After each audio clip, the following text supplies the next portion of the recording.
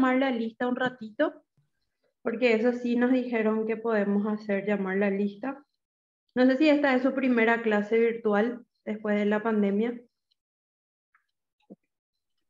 O ya tuvieron... Ayer tuvimos virtual otra vez. Ya, ya. Bueno, voy a esperar un poquito más que se unan los demás compañeros y después voy a ver si me permite llamar la lista. Bueno, no sé si recuerdan lo que habíamos desarrollado en la última clase.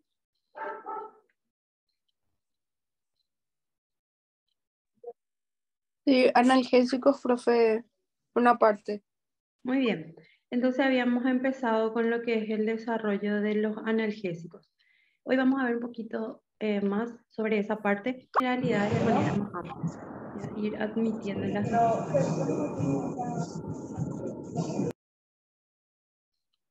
Y vamos a ir practicando otra vez lo de la virtualidad, que yo creo que a todos les gusta, porque nadie se tuvo que mover de su casa. Bueno.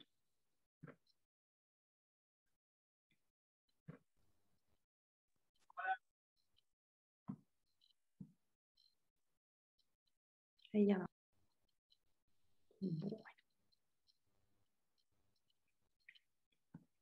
Bueno, básicamente habíamos empezado en lo que es la parte de analgésicos, antiinflamatorios, y habíamos dicho que teníamos una clasificación o división a nivel general del sistema nervioso. ¿Se recuerdan cómo habíamos dicho que se clasifica?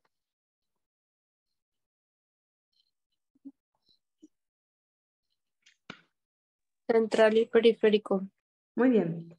Entonces, central, periférico, y después hablamos un poquito de lo que es la parte autónoma. No sé si pudieron averiguar alguna información de cómo funciona el sistema nervioso central.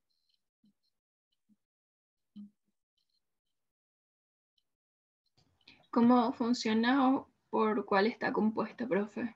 Bueno, básicamente por cuál está compuesto y después podemos ir mirando un poquito de cómo funciona.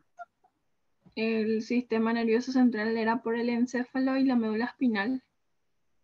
Muy bien, entonces tenemos lo que son las señales que se transmiten al cerebro y luego a través de lo que son los componentes o órganos internos, ¿verdad? Ahora nos preguntamos cómo funciona básicamente lo que es el sistema nervioso central. Mientras que le voy aceptando a sus compañeros. ¿Qué pudieron leer?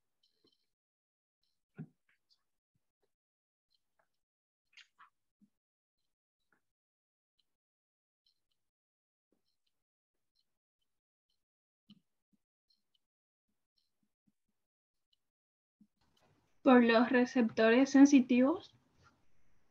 Muy bien, entonces vamos a clasificar ahí lo que es el sistema nervioso central, el sistema nervioso a nivel periférico. El sistema nervioso periférico, ¿de qué se encuentra formado? ¿Qué pudieron? Somático y visceral. Muy bien, entonces está formado entonces por todos esos nervios que nosotros habíamos estudiado básicamente en anatomía. Hablamos de los nervios que se van a dividir de acuerdo a los lugares del organismo, ¿verdad? Entonces ahí hablamos de nervios craneales, los nervios espinales, sus raíces, sus ramas y las uniones neuromusculares. Esos nervios que tienen sus terminales o su botón terminal en lo que es la parte muscular. Después hablamos un poquito, o dijimos que íbamos a investigar sobre el sistema nervioso autónomo básicamente. ¿Qué pasa con lo que es el sistema nervioso autónomo? ¿A través de qué está dada la funcionalidad del sistema nervioso autónomo.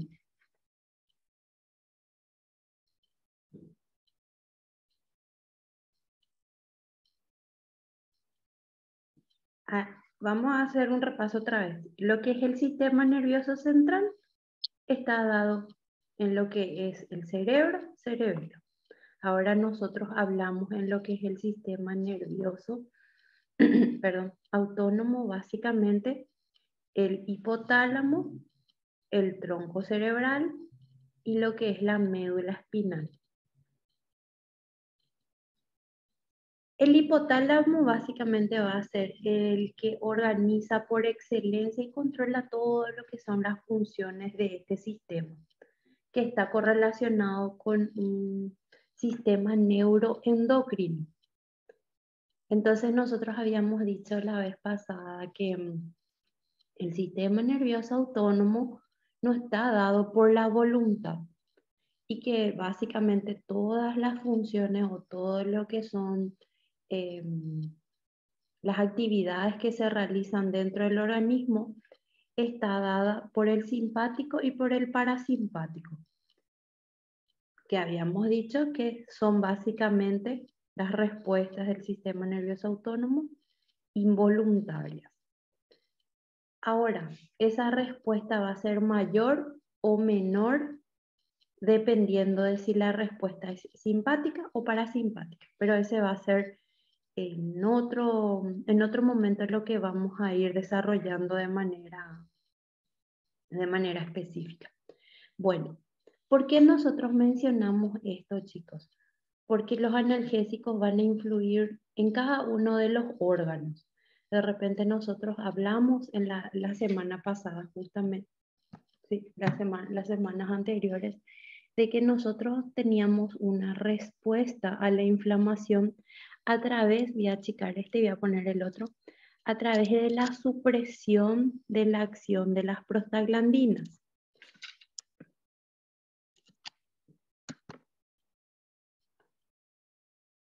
Entonces voy a compartir el otro material, el que habíamos visto justamente, en donde nosotros decíamos que básicamente los antiinflamatorios actuaban de la siguiente manera. Y acá en la última parte, en la parte de abajo, nosotros habíamos dicho que las respuestas inflamatorias se producen en 3 fases. Y ahí nosotros justamente habíamos conversado de la forma en la que se produce esa respuesta inflamatoria. 1, hablamos de lo que es una fase aguda transitoria. 2, perdón. Hablamos de la parte o lo que es la respuesta a nivel celular. Entonces hay una prominencia o una llegada, en realidad una llegada, una afluencia era la palabra, una afluencia de lo que son estos grupos celulares que vemos en el punto o en la fase número 2, que son los leucocitos y lo que son los fagocitos. Y la tercera fase básicamente es la de fibrosis y degeneración tisular, o sea, la fase proliferativa básicamente. Después es bastante importante resaltar cuáles son las funciones de las prostaglandinas. Y ahí uno de los grupos, por ejemplo, habla de la función de las prostaglandinas, pero sobre lo que es el aparato reproductor. Acá nosotros enfocamos en 3 puntos. Acá nos habla de que básicamente las prostaglandinas se sintetizan a través de lo que es el ácido araquidónico, que va a actuar en 3 puntos, los mismos 3 puntos o los mismos 3 lugares que desencadenan una acción sobre las prostaciclinas, prostaglandinas, tromboxanos y lo que es el grupo de leucotrienos. Uno es una acción sobre el dolor. Otro es una acción sobre lo que es la circulación sanguínea. Y el tercer punto de los leucotrienos es una acción sobre los grupos que generan una respuesta a nivel celular, ¿sí? Una respuesta sobre lo que es los fagocitos, los macrófagos, básicamente. A partir de ahí nosotros hablamos de sus efectos. Dijimos que puede tener un efecto débil o puede tener un efecto fuerte, dependiendo del tipo de dolor que se presente en el paciente. Y acá justamente nos está mencionando que la acción analgésica está relacionada básicamente a la inhibición de la síntesis de prostaglandinas. Uno, a nivel central y periférico. A nivel periférico, ¿cómo actúa? Previene la sensibilidad de lo que son los nociceptores y existe un mantenimiento de lo que es el umbral fisiológico a una respuesta generada por un estímulo específico. Después nosotros tenemos también lo que son los cuadros de hiperalgesia, en donde el animal o el ser humano siente demasiado dolor, donde ya no hay una selección de los niveles de dolor o los niveles de percepción del dolor que tiene. Y nosotros hablamos que todo AINE tiene un techo en lo que es la supresión del dolor.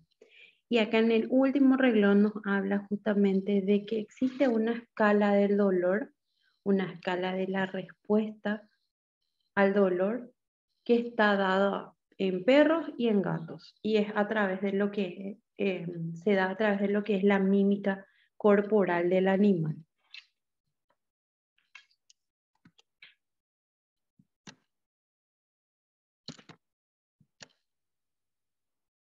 Bueno, acá nos clasifica, les voy a explicar cómo nosotros vamos a estudiar lo que es el grupo de analgésicos, antiinflamatorios. Habíamos dicho que no todos los analgésicos tienen un efecto antiinflamatorio y antitérmico. Y, por ejemplo, habíamos mencionado lo que es la dipirona. Y habíamos dicho que la dipirona, la novalgina, tiene un buen efecto, efecto analgésico, antirreumático, pero no tiene un efecto antiinflamatorio. Produce también un efecto sobre lo que son las temperaturas, una disminución de la temperatura. Ahora nos dice acá, es consecuencia de la capacidad inhibitoria de la síntesis de prostaglandina a nivel central. Reduce la liberación de prostaglandina en la región preóptica hipotalámica que regula el termostato de la temperatura corporal.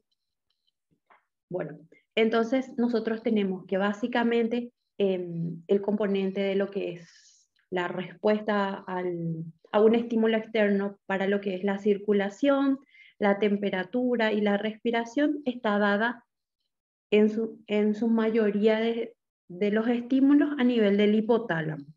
Entonces, ¿qué pasa? Se suprime esa interacción a nivel del hipotálamo, la llegada o la liberación de las prostaglandinas, y entonces nosotros no tenemos que se ponen en funcionamiento los mediadores de la temperatura.